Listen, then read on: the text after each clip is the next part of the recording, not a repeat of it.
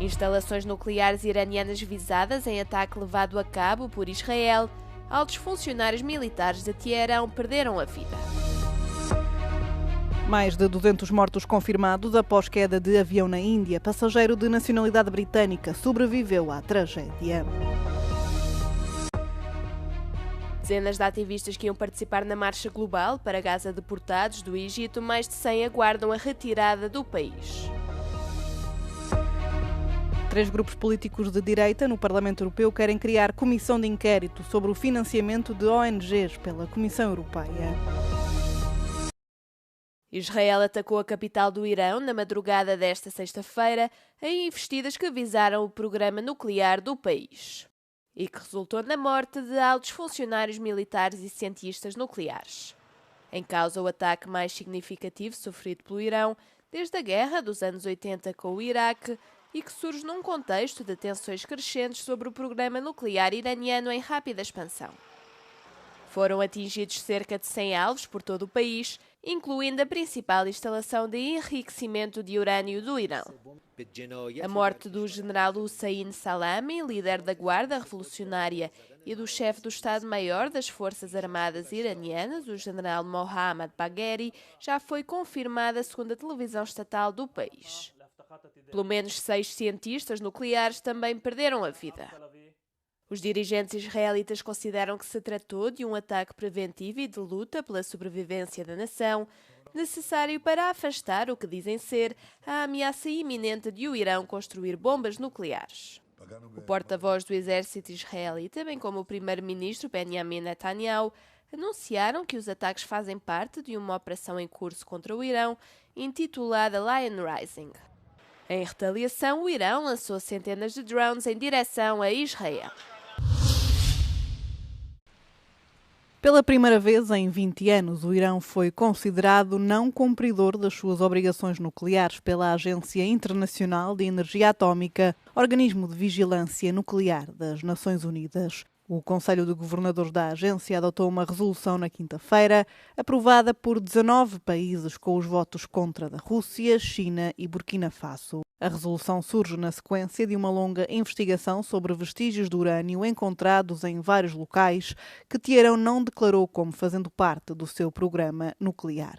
Na resolução, a agência manifestou preocupação pelo facto de o Irão não ter conseguido explicar a presença do urânio, apelando ao país para que forneça esclarecimentos sem demora. Em resposta, o Irão anunciou que irá construir uma nova instalação de enriquecimento de urânio desenvolvida num local seguro e que outras medidas estão também a ser planeadas.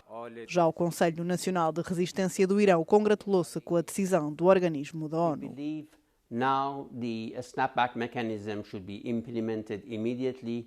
All the 6 UN Security Council resolutions should be reactivated. There should be zero enrichment and all the regime's nuclear facilities has to be implemented immediately. A resolução agora adotada poderá abrir caminho a novas sanções da ONU contra o Irão e aumenta o risco de escalada das tensões regionais. O momento é igualmente crítico, uma vez que a 6ª ronda de conversações de alto nível entre o Irão e os Estados Unidos sobre um novo acordo nuclear deverá ser retomada este domingo em Oman.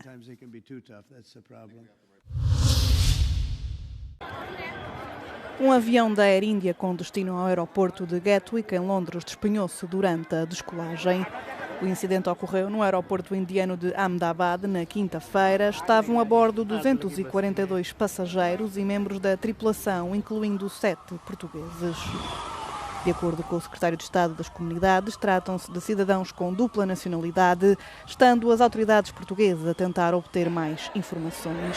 Na aeronave seguiam também 169 cidadãos indianos, 53 britânicos e um canadiano, segundo informou a companhia aérea. Até ao momento já foram confirmados mais de 200 mortos. Inicialmente a polícia apontava para um acidente sem sobreviventes, mas um homem de nacionalidade britânica escapou com vida ao cenário de morte certa. Foi encaminhado para o hospital com ferimentos ligeiros.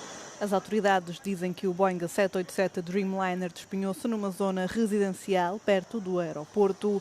A Air India informou que está a cooperar com as autoridades que estão a investigar as causas do acidente.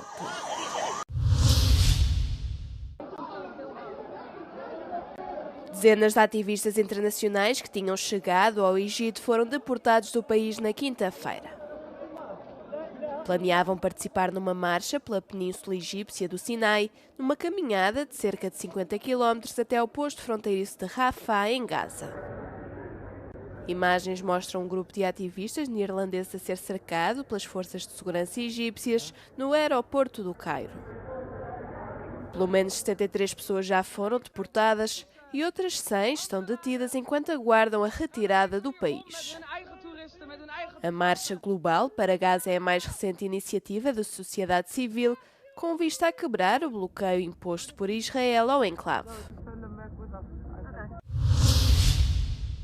A 2 de junho, na Lituânia, Zelensky deu a entender que a Bielorrússia e a Rússia congeminam uma nova invasão a outras nações. À Euronews, a líder da oposição bielorrussa, Svitlana Tsikhanovska, disse que os exercícios militares conjuntos entre os dois países podem, de facto, constituir uma ameaça para o flanco oriental da NATO. Belarus is again becoming possible launching pad for the attacks, and so as among Belarusians full anti-war moods, people are very concerned with this news, and people are afraid that Belarusians might be forced to participate in these drills.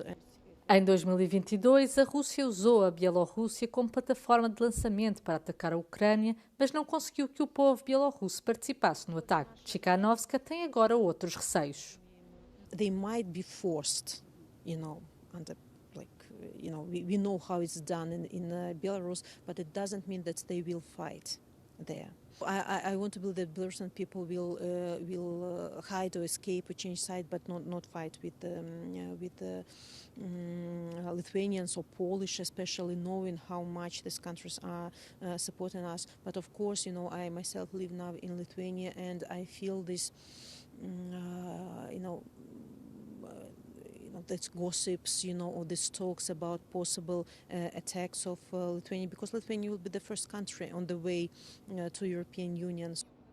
Tsikhanovska afirma que Lukashenko está a forçar a militarização da economia e da sociedade bielorrussas, mas em comparação com a estratégia utilizada pela Rússia, está convencida de que esta não vai funcionar com o povo da Bielorrússia.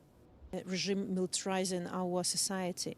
There are many enterprises and factories now are working for Russian military. They're producing military equipment. Also, we see how young people are very much involved into this militarization in schools, in universities. They hold these subjects on militarization. So they want to show we have external enemies. Somebody wants to invade us. Preparing maybe nation, for some possible consequences, O primeiro-ministro de Espanha pediu desculpa por ter confiado num dos principais dirigentes do PSOE. Santos Cerdán está envolvido num caso de alegada corrupção e já se demitiu de secretário do partido. O Partido Socialista e eu como secretário-geral do Partido Socialista não devíamos confiar nele. Um relatório da polícia divulgado na quarta-feira aponta a participação de Santos Cerdán num suposto esquema de adjudicação de obras públicas em troca de comissões. Cerdán garante que não cometeu qualquer crime e diz que vai lutar para mostrar a inocência. Segundo a imprensa espanhola, estarão em causa valores de 620 mil euros. O líder do PP, principal partido da oposição, exige a demissão do primeiro-ministro. Sánchez fez saber que vai ordenar uma auditoria externa às contas do PSOE, mas recusa abandonar o governo.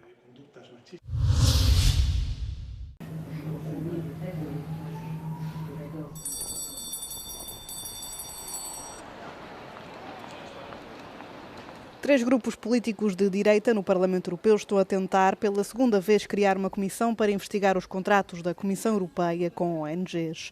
Cerca de 200 deputados europeus acreditam que a Comissão pagou a ONGs ambientais para fazer enxada ao lobby em prol do Pacto Ecológico Europeu.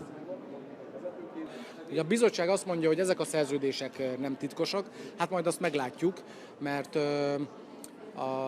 most már célzott adatigényléseket fogunk benyújtani, és szeretnénk megismerni ezeknek a lobby szerződéseknek a tartalmát. Lesz az Európai Bizottságnak lehetősége, hogy bemutassa őket, és lehetősége lesz arra, hogy bizonyítsa, hogy saját magán is érvényesíti azokat a demokratikus elveket, amelyeket más esetekben, minden esetben számon kér a tagországokon. De acordo com o diretor da ONG Transparência Internacional, as alegações mais recentes já foram desmentidas várias vezes, garantindo que a Comissão não paga por lobby dissimulado. As ONG falam em ataques coordenados. These coordinated attacks that we've seen from this House over the last 6 months have 3 very clear objectives. They're meant to discredit NGOs, they're meant to distract NGOs to try and counter these false narratives in the press, but ultimately, unfortunately, the ultimate objective is to defund NGOs. And we are about to see this play out in the new budget negotiations that are going to take place over the next several years. A Transparência Internacional também se dirige à Comissão, mas com uma queixa, uma vez que suspeita que os eurodeputados de direita tenham divulgado dados confidenciais à imprensa. Well, we've had a handful of MEPs have access to a limited amount of confidential documents that they are using to leak to journalists as part of a smear campaign against NGOs. There are rules in place on how these documents must be handled because they're confidential, and there's no accountability in this House on these leaks. And so I intend to submit a formal complaint both to the Commission as well as the President of the Parliament. No fim de semana, a Comissão Europeia desmentiu as alegações da imprensa alemã de que existiam contratos secretos entre a Comissão Europeia e as ONG. Um porta-voz disse à Euronews que a Comissão exerce um elevado grau de transparência quando se trata de conceder financiamento a estas organizações.